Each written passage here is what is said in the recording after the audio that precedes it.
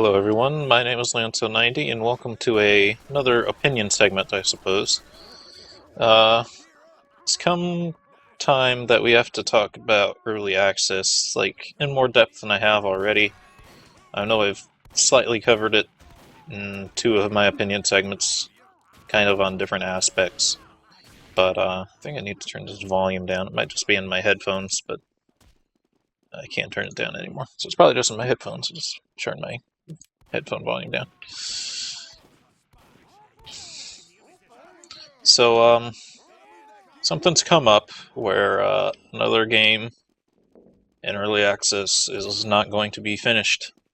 But this time it's a little bit different. So, the game that's done this is Spacebase DF9. For those who haven't played it or seen it, it's a space station building game. This guy isn't falling for activating this trap. But basically what's happened is the developer has decided that whatever the next update is going to be the last one, and then they're going to sell that as the 1.0 version. And then not develop it any further, most likely. So, the thing is, this game hasn't been developed enough, and it's only, well, in my opinion, it looks like it's only as far along as some games from like the early 2000s, late 1990s were developed.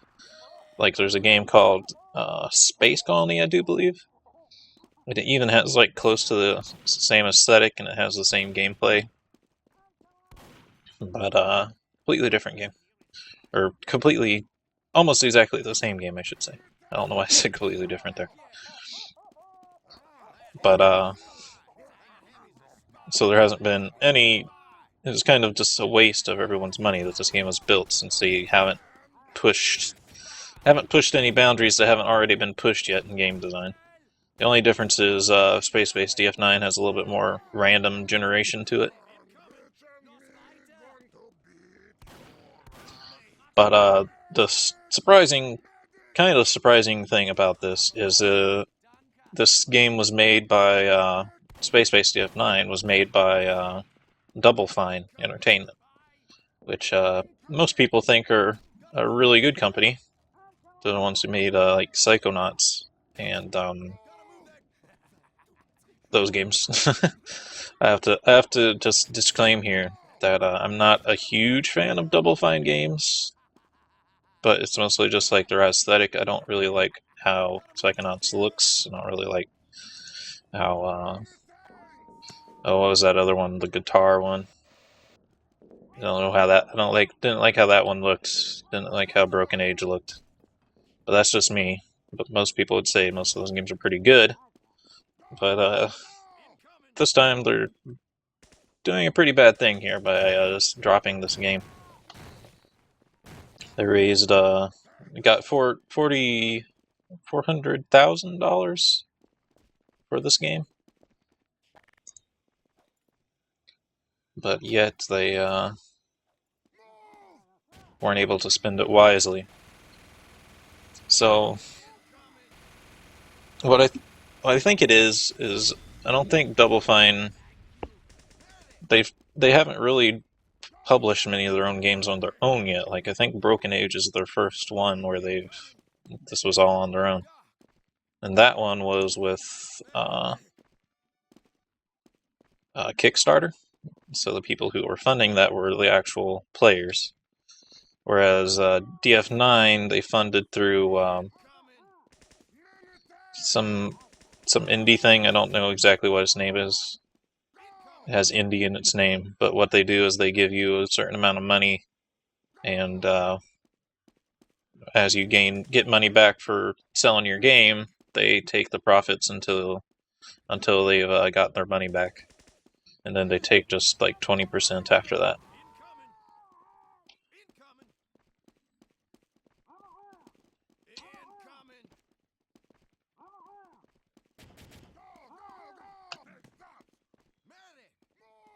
Hold on, I have to...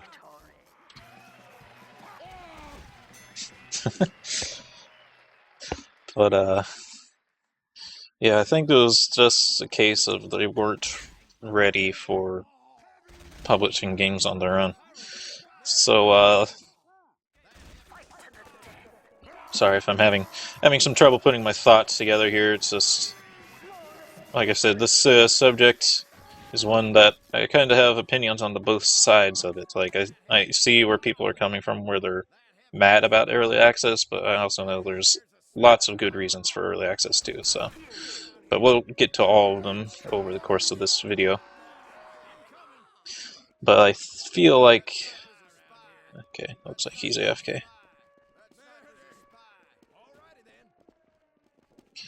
I feel like one of the problems was with Double Fine making it is, like I said, they're used to having publishers, and publishers will pretty much there to tell you, like, you have to get this much done for us to pay for your game. It has to be, like, in certain things, they have some creative say in what happens. And since there was no publisher this time, they kind of just get to do what they want with no one telling them this is what you have to do, other than their player base. But then the thing is, since the player base isn't the ones who were paying for it this time, like their Kickstarter for Broken Age, they didn't really have to answer to their fans either. And the problem pretty much comes in that Double Fine isn't a small enough studio where they don't have to pay anyone. It's not labor of love entirely. They still have to pay developers. We just didn't even jump.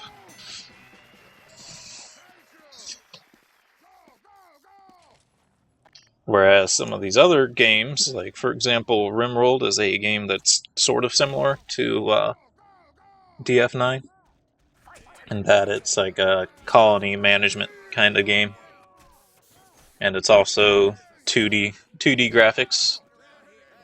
Even though DF9 was 2D isometric, and RimWorld is just pretty much straight 2D. But overall, that doesn't matter a whole lot in designing a game. It's not much different in like how much they have to do, how much work they have to do to make it. But RimWorld's been keeping up, and it's because they only have like 1 or 2 people who don't necessarily have to be paid, because they're not like paid developers. They're doing this on their own time and everything. I think. Don't take my word for it. It's just, I'm pretty sure they're a small studio with only like a couple people.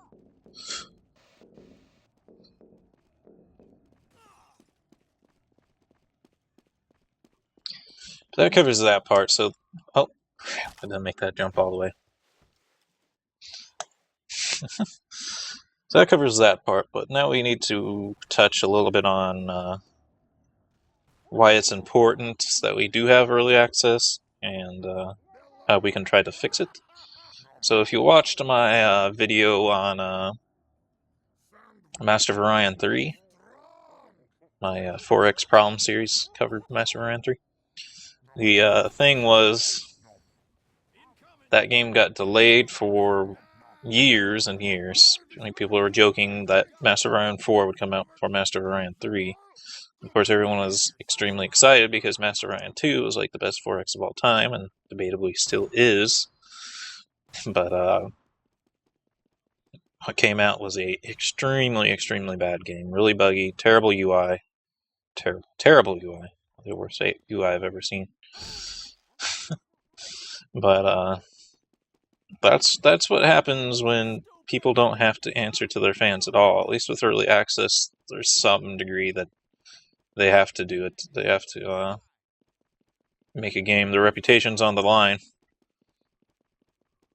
But back then, I mean, the developers could pretty much do whatever they wanted to do. They didn't have to answer to anyone. And that's what kind of things that happen. So we do have to have these early access things.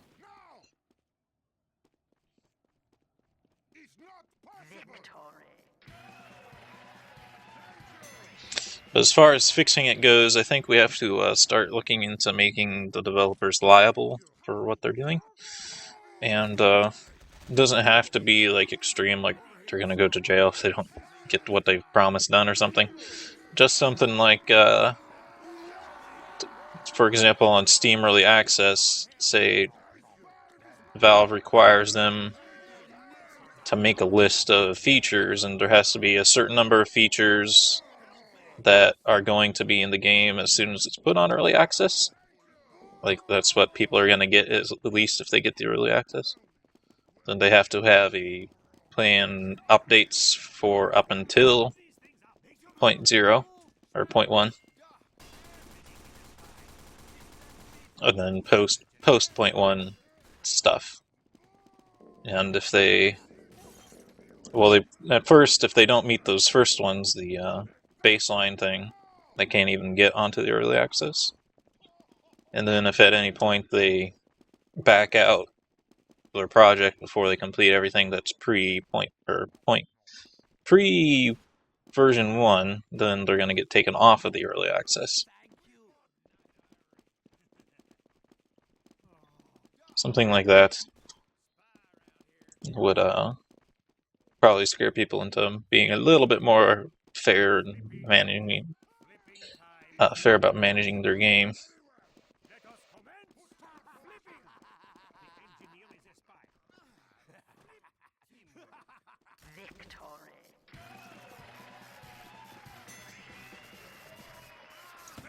But of course, Valve won't do that because they're really hands off about everything. They want the user base to make all the decisions and whatnot. Which, even though Valve is an extremely cool company, that is kind of a fault of theirs that they can't make their own decisions on that kind of thing.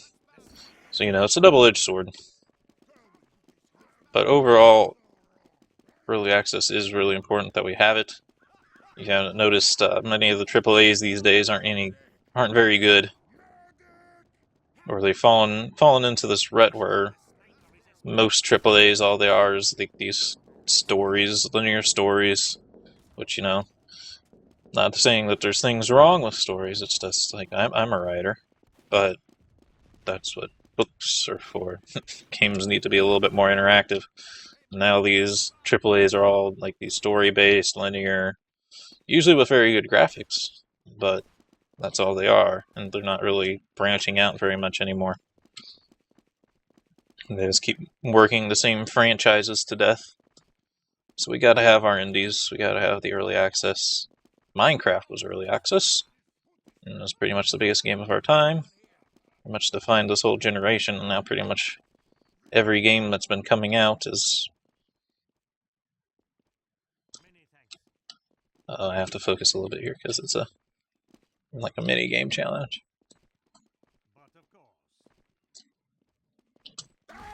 Oh, got like my baby toe.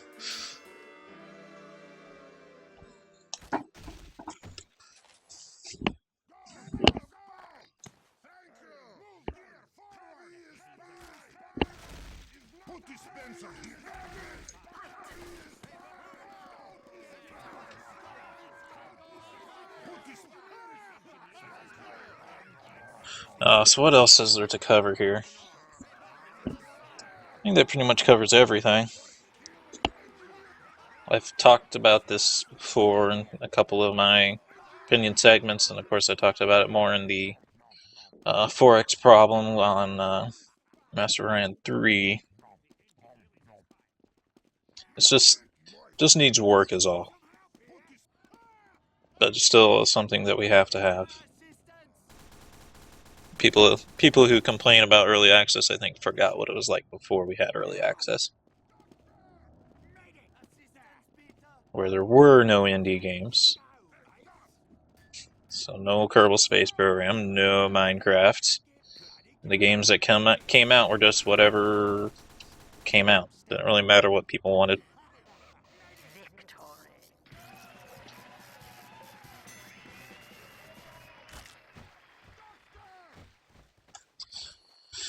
So I think since that's about everything I wanted to talk about, that'll pretty much do the end of this video. Hope you all enjoyed, and have a good day.